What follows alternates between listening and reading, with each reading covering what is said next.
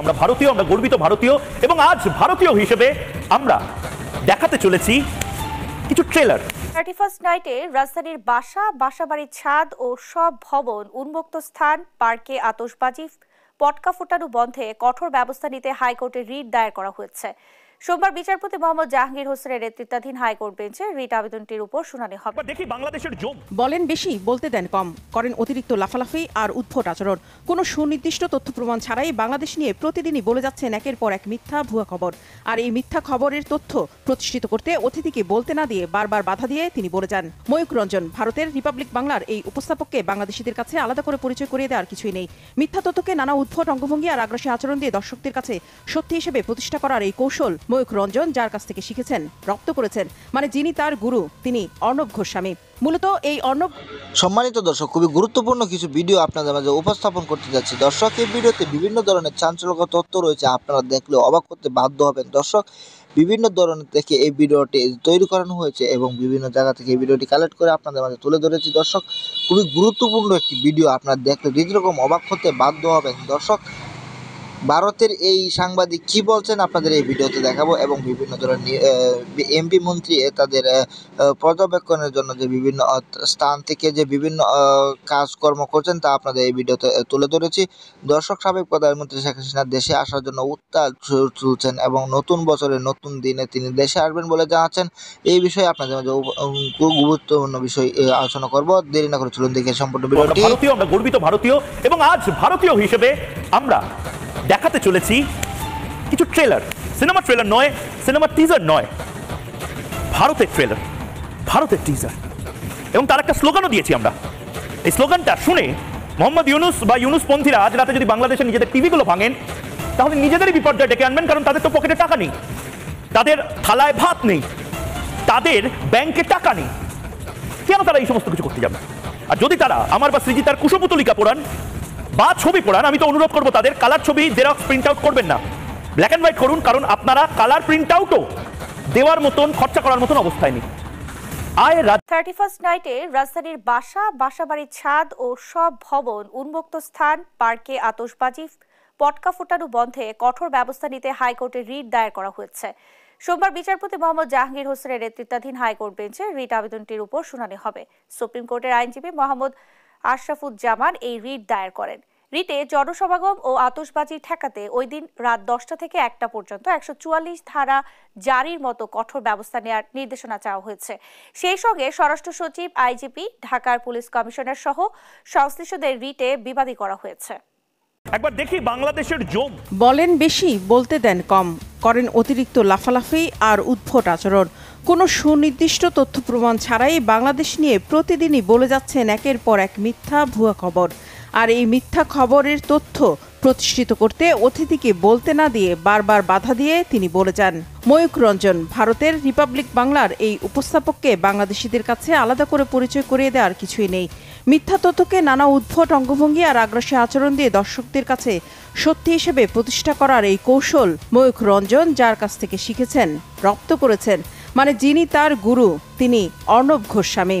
মূলত এই অর্ণব গোস্বামীর কাছ থেকেই এমন ভয়ঙ্কর আচরণ, লাফালাফি আর বিতর্ক তৈরি করা, সাম্প্রদায়িক নানা ইস্যু উস্কে দেয়া, প্রোপাগান্ডা ছড়ানো শিখেছেন ময়ূক রঞ্জন। প্রশ্ন আসে, কে এই অর্ণব গোস্বামী?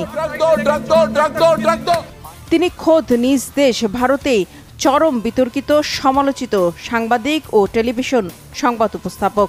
তার আরও বড় পরিচয়, তিনি বাংলাদেশ নিয়ে প্রতিদিন নানা মিথ্যা খবর ছড়ানো রিপাবলিক বাংলার এডিটর ইন চিফ, আর তার অধীনেই নিউজ এডিটর ও উপস্থাপক হিসেবে কাজ করেন Mayukh Ranjan.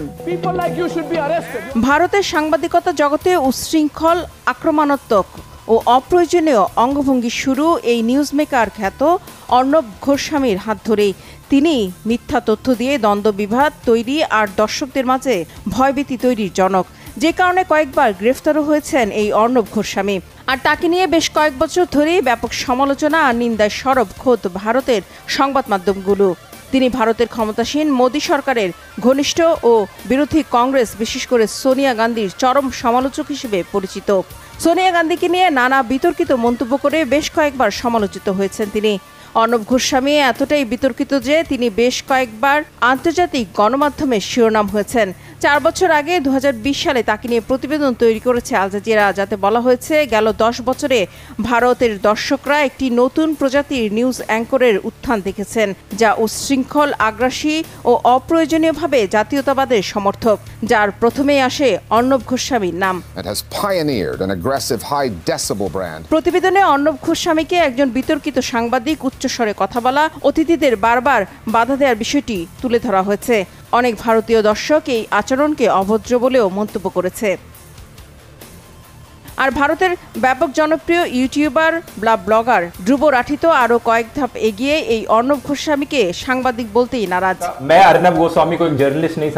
The problem with Arnab Goswami এই নামের এক কন্টেন্টে তার বিতর্কিত নানা ইস্যু তুলে ধরেন ধ্রুব রাঠি। বিতর্কিত অর্ণব গোস্বামীকে ভারতের সবচেয়ে প্রোপাগান্ডা ছড়ানো, সবচেয়ে নয়েজ সৃষ্টি করা বা গোলমাল পাকানো ব্যক্তি হিসেবে উল্লেখ করেছেন ধ্রুব রাঠি। একই সাথে তার চ্যানেল রিপাবলিক বাংলাকেও সবচেয়ে নয়েজ সৃষ্টি করা সংবাদ মাধ্যম হিসেবে উল্লেখ করেছেন তিনি। কেবল সমালোচনাই নয়, বিতর্কিত নানা কর্মকাণ্ডে তিনি গ্রেফতারও হয়েছেন।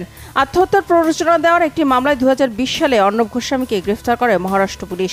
এছাড়া নিজেদের চ্যানেলে টিআরপি বাড়িয়ে দেখানোর জন্য অর্ণব গোস্বামী ভারতের ব্রডকাস্ট অডিয়েন্স রিসার্চ কাউন্সিল BARC-তে ঘুষ দেওয়ার অভিযোগে পুলিশের জেরার মুখেও পড়েছিলেন। বারবার মিথ্যা বলার জন্য তাকে হিটলারের প্রচারমন্ত্রী গোয়েবেলসের সঙ্গেও তুলনা করেছেন অনেক ভারতীয়।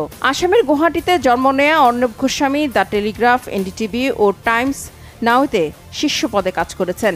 বিজেপি ও মোদী সরকারের চরম সমর্থক এই নিউজ মেকারের উস্কানি, উৎসাহ আর তদারকিতেই একের পর এক বাংলাদেশ বিরোধী বিদ্বেষ, মিথ্যা তথ্য প্রচার করে যাচ্ছে রিপাবলিক বাংলা ও ময়ূক রঞ্জন। রিফাত জামান, বাংলা। অত্যন্ত সূক্ষ্মভাবে এরা কিন্তু জামাতের যে সমস্ত হাদিস কোরআন সম্পর্কে ব্যাখ্যা দেয়, একটাও সত্য নয়। প্রিয় দর্শক, একটু সময় বিলম্বিত হলেও নতুন একটি শুভ সংবাদ আপনাদের সামনে তুলে ধরছি। নতুন করে ডক্টর মোহাম্মদ ইউনূস স্যার ভাবতে শুরু করেছেন এবারের যুদ্ধে এবং সংগ্রামে যারা ছিলেন তাদেরকে, বিপ্লবীদেরকে সাথে না নিয়ে ওনার যে কত বড় ক্ষতি সাধন হতে যাচ্ছে। বাংলাদেশ ও ভারতের মধ্যকার উত্তেজনা এবার নিয়েছে নতুন মোড়। দুই দেশের মধ্যে চলমান রাজনৈতিক ও ধর্মীয় উত্তেজনার প্রভাব এবার পড়তে যাচ্ছে ব্যবসায়িক খাতে।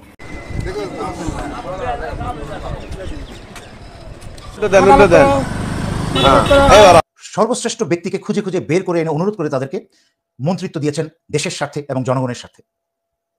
কিন্তু প্রফেসর মোহাম্মদ ইউনূসের দুর্বলতার কারণে আজকে দেশের এই করুণ অবস্থা। আর তার কুফল কি হচ্ছে? একটার পর একটা ঘটনা ঘটেই চলেছে। আসিফ নাহিদ বিপ্লবী দায়িত্ব পালন না করে বসে গেছে 3টা 4টা 5টা মন্ত্রণালয় নিয়ে, এবং তাদের মন্ত্রণালয়কেই আজকে ভারত এবং বাংলাদেশের ভিতরে রেখে যাওয়া হাসিনা ও ভারতের যারা দালাল, তারা মিলে মন্ত্রণালয় জ্বালিয়ে দিয়েছে সমস্ত নথিপত্র। ঢাকা ভার্সিটি এলাকায় মেট্রো রেলের এর মধ্যে আঁকা গ্রাফিতি, শেখ হাসিনা এবং তার পিতার। বিশেষ করে শেখ হাসিনা যে গ্রাফিতিটা ছিল, যেটা একটা ঘৃণার স্তম্ভ হয়ে দাঁড়িয়েছিল, সেটা মুছে ফেলা হয়েছে গতকাল। বিষয়ে আসবো, তার আগে ঢাকা ইউনিভার্সিটি সাম্প্রতিক সময় বেশ বিতর্কিত কিছু সিদ্ধান্ত নিচ্ছেন। অন্তত একটার প্রতি একটু দৃষ্টি আকর্ষণ করছি। আমার কাছে খুব অবাক লাগে যে প্রশাসন কিভাবে সিদ্ধান্ত নেন ভার্সিটি এলাকাতে ছুটির দিনগুলোতে বাইরের কোনো যানবাহন ঢুকতে পারবে না। কিন্তু সবচেয়ে আনআইডেন্টিফাইড এবং ডেঞ্জারাস এলিমেন্টটা হচ্ছে middle ranking, higher middle ranking, brigadier to colonel. এরা এক পার্টি ছিল হচ্ছে পুরা শেখ হাসিনার রেজিমের পক্ষে, আর এরা এখন ওয়েটিং আছে, নেক্সট জেনারেল হওয়ার লাইনে আছে। এই সময়টা তাদের জন্য মানে ডিসিশন মেকিং প্রসেসের মধ্যে সবচেয়ে ক্রাইসিস টাইমে, যারা তারা কোন দিকে যাবে। বাট সবচেয়ে অ্যালার্মিং হচ্ছে, এবং এই পার্টিটাকে আইডেন্টিফাই করাও কিন্তু খুব সোজা। আপনি দেখবেন যে যারা ঢাকাতে, মানে সেনাবাহিনী, আমাদের সেনাবাহিনী অনেক বড়, সো আপনি যদি জাস্টিস করেন সব অফিসার প্রতি, সবার কিন্তু চাকরি জীবনে। প্রিয় দর্শক, আপনারা তো সম্পূর্ণ ভিডিওটা দেখলেন। দর্শক, ভিডিওটা কেমন লেগেছে, ভিডিওটা মূল্যবান বক্সে জানিয়ে যাবেন। ভিডিও সম্বন্ধে আপনাদের ভিডিও এটা ভালো লেগেছে না খারাপ লেগেছে আপনারা এই কমেন্ট বক্সে জানিয়ে যাবেন। এবং বাংলাদেশের যে রাজনৈতিক দিনগুলো ফিরে আসছে তা আপনাদের এই ভিডিওতে দেখাবো, যে নতুন বছরে কি করতে চাচ্ছেন রাজনীতিবিদরা এবং তাদের কি উল্লাসতা কি, তা আপনাদের পরবর্তী ভিডিওতে জানাবো। এবং এই ভিডিওতে আপনাদের কাছে তুলে ধরবো যে বিভিন্ন জায়গা থেকে বিভিন্ন আওয়ামী লীগ নেতাকর্মীরা ডক্টর মোহাম্মদ ইউনূসের উপর যে কীভাবে হামলা এবং বিভিন্ন রাজপথ কাঁপিয়ে দিচ্ছেন এবং দেশের জন্য কি করতে চাচ্ছেন আপনাদের এই ভিডিওটিতে দেখাবো। গুরুত্বপূর্ণ বিষয়টি